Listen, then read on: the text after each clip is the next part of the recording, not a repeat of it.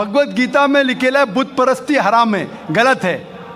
भगवत Gita chapter number 7, chapter number 7, भाग number 7, श्लोक number 20 में लिखा है कि all those whose intelligence has been stolen by material desires they worship demigods. जो कोई इंसान जो पैसे के पीछे, मटीरियलिस्टिक थिंग के पीछे भागता है, वो गलत खुदा की इबादत करता है, बुत परस्ती करता है, आइडल वर्शिप करता है। तो बुत परस्ती के खिलाफ कई श्लोक है आपके वेद में, भगवत गीता में। तो मैं कब कह रहा हूँ कि मज़हब बदलो? मैं कहता हूँ कि हिंदुइज्म पे पुख्तगी से अमल करो और बुत परस्ती ख़त्म करो। तो अगर आप सच्चे हिंदू हैं तो आपको आखिरी ऋषि जो मोहम्मद सल्लल्लाहु अलैहि वसल्लम ने कहा है और जो पैगाम दिया है वो है कुरान, उसके ऊपर अमल करना आपके लिए फ़र्ज है। अगर आप नहीं करेंगे तो अच्छे हिंदू हो ही नहीं सकते। Hello everyone, Draco Blaze back here with a new video. So, last video we were talking about a certain woman who goes by the name of Lily J, and how she tried to prove that her prophet Muhammad and our Bhagwan Kalki are the exact same, using the exact same arguments as renowned Muslim scholar and medical doctor Zakir Naik in order to make such claims. However, today I decided that since we talked about Zakir Naik and his claims before, and how do I put this, debunking them. By the way, if you guys want to check out the video, link will be in the description below to when I was talking about Zakir Naik and Lily J and trying to debunk their claims about Kalki and Muhammad being the same. Anyway, let's get back to this video. So I thought about in this video, I will be reacting to a lot of other claims that of which the great medical doctor Zakir Naik has been making about our great Hindu Dharma or Sanatan Dharma. And I would like to be discussing some of the errors he's made and correcting him and debunking some more of his claims. So I guess let us just start. Today we will be talking about Zakir Naik and Hinduism and where he got it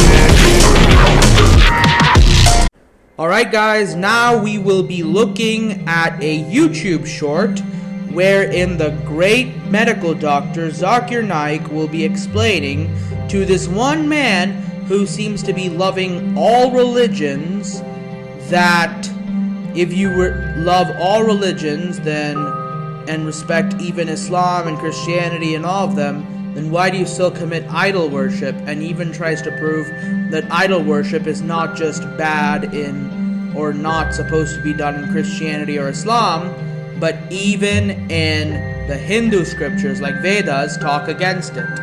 Now let's take a look at his arguments and let's try to debunk it, okay guys? So I'm asking the question that if you say you are a Hindu and you say that you respect other religions, I'm asking the question, do you believe that there's one God?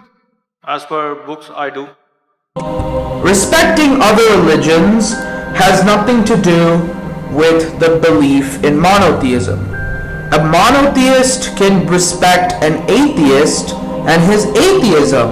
A polytheist can respect a monotheist or an atheist and their monotheism or atheism. An atheist can also be able to respect all theists, and a monotheist can also respect a polytheist. Everyone can respect each other and their beliefs, okay? And Hinduism does not have to do with only being one thing. Polytheistic, henotheistic, monotheistic, atheistic, anything. Hinduism endorses all four beliefs.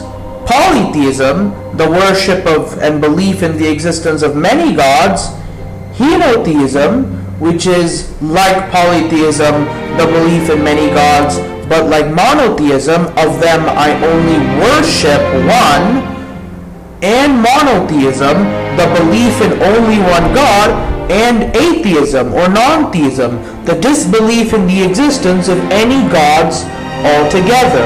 All of them are endorsed in Hinduism. Hinduism does not tell you that any one of these four is the only one that's real. You can be a polytheist, a monotheist, you can be a henotheist, an agnostic, an atheist. You can be anything you want of these here in Hinduism. Okay?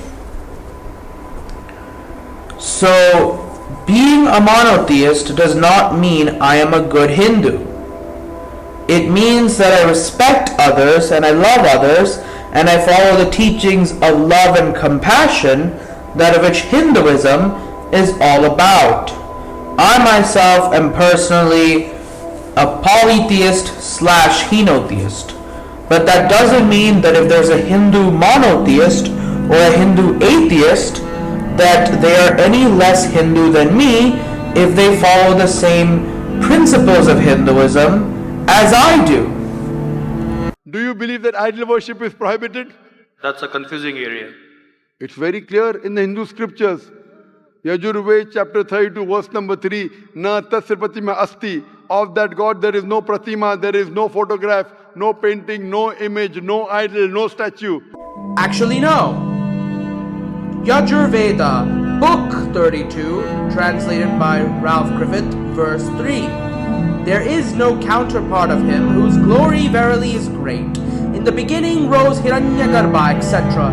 Let not him harm me, etc. Than whom there is no other born, etc. This shows that there is no counterpart, not there is no image, there is no counterpart of God, meaning that there is no equivalent of God, there's no equal to God. He is superior to all. The next verses, the next three verses, describe even more to his supremacy. Verse 4, this very God pervadeth all the regions, ye born aforetime. In the womb he dwelleth. He verily born and to be born. Hereafter meeteth his offspring, facing all directions. Before whom not whatever sprang to being, who with his presence aids all living creatures, Prajapati rejoicing in his offspring. He Shodashi maintains the three great lusters. 6, verse 6. By whom the heavens are strong and earth stands firmly, by whom lights, realm, and sky vault are supported, by whom the regions in mid-air were measured, what God shall we adore with our oblation? So God is superior to all. This doesn't mean he has no form of himself. That doesn't mean that he is the formless. Hinduism allows nirguna worship, meaning a God who is formless, you can worship him. Just like how you can choose to worship no God or more than one God, you can also choose to worship the Param Brahman as nirguna, meaning he has no form. However, that is not exactly mandated by Yajurveda that is how God is. God has no image. It means Pratnopnatasya pratimasti, and I state again, means there is no counterpart of God. There is no equal to God. That is all. What's confusing, brother? I mean, today my knowledge is just like an infant. No, if your knowledge is like infant, when a person of knowledge talks, you should believe it. That is not true. If you are going to have the same level of knowledge as a baby or an infant child, like a baby or a toddler, then you should also have the same level of attention to detail as a baby or as a toddler, and an ability to understand another person's intentions or emotions like a small child or a baby. If you are going to have the same level of knowledge and experience as a baby or a toddler, and you're also going to have the same level of ability to understand another person's BS or attention to detail as, a grown man or woman, then that is a complete recipe for total disaster. Therefore, keep your mind open, have your ability to understand when someone's saying crap, and your ability to pay attention to what they're saying and even the smallest details of it, like a child, if you're going to have the knowledge and the experience of a small child, if you're going to be ignorant like a child, or if you're going to just not have that same attention to detail or shrewdness as a child, but then you should at least have the knowledge and experience of a fully grown adult man or woman. Otherwise, anyone will just tell you anything and you'll believe anything. You must remember to keep a balance. True. So why don't you believe it then? No, as I said, I do respect Prophet Muhammad. I do. No respect. Respecting is one thing, following is the other thing. If you respect a person, you have to follow his guidance. No, that's not exactly how it works, okay? You don't have to listen to somebody's everything and believe them and follow them and obey them and accept them as your prophet or your leader in order to respect them. You just don't insult them and you treat them with dignity and decency. That's all. I mean, or you can have an opinion that they're a pretty good person, but that doesn't mean you follow them. That's respect. I mean, I don't exactly have much respect for your prophet. Sorry, dear Zakir Naik, your dear prophet of your religion, for reasons that of which I don't need to be stating right now, because I don't really think I want to get too much into the details when my channel has just started. So I don't think I want to talk about that right now. However, this guy seems to respect your prophet, or at least state that he respects your prophet. And if he does, he doesn't need to obey your prophet and the instructions given to him by your prophet, if that's what the Quran is supposed to be, in order to respect him. That's kind of not how it works. Okay? To me, does God answer my prayer or not? Okay guys, now we will be looking at another video by the great Zakir Naik, wherein he tries to use the Bhagavad Gita to show that Hinduism does not allow the worship of demigods. Let's see how that goes. Brother, if you read Bhagavad Gita is the most widely read book amongst all the scriptures of Hinduism. Brother, have you heard of Bhagavad Gita? I know some of them, but Yes. I am not all. If you read Bhagavad Gita chapter number 7, verse number 20 says, all those whose intelligence has been stolen by material desires, they worship demigods. They worship false god. That means, if you're a materialistic person, you worship false god. You worship demigod. And further it says that those who worship false god, Almighty God, true God, yet answers your prayer, but you go to the kingdom of false god. That means even if you worship false god, God many a time answers your prayer so that you go to the kingdom of false god. Same thing is mentioned in the Quran in Surah Baqarah chapter number 2, verse number 15, that Allah gives them rope. Okay, Zakir Naik got his very first right thing that he got this entire video. Yes, he was truthful about this exact shloka.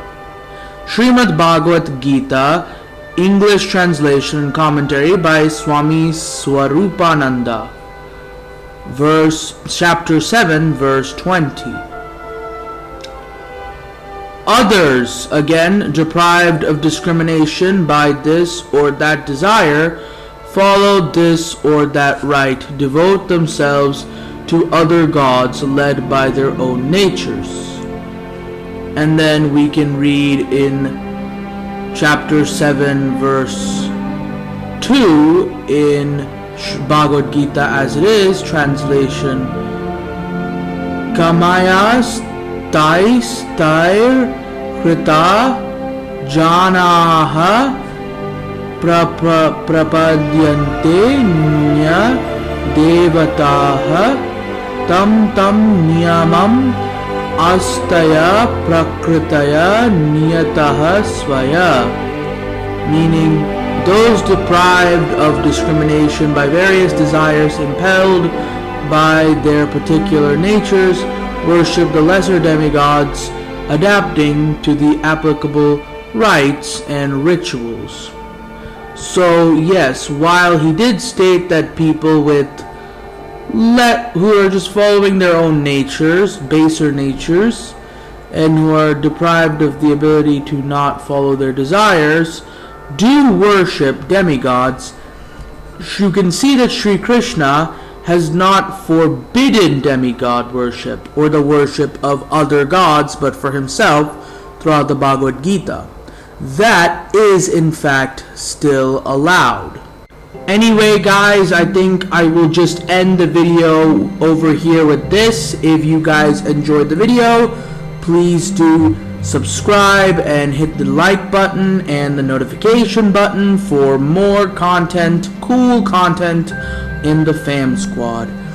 And I think I would like to thank you all for watching, and I will see you all later. Goodbye.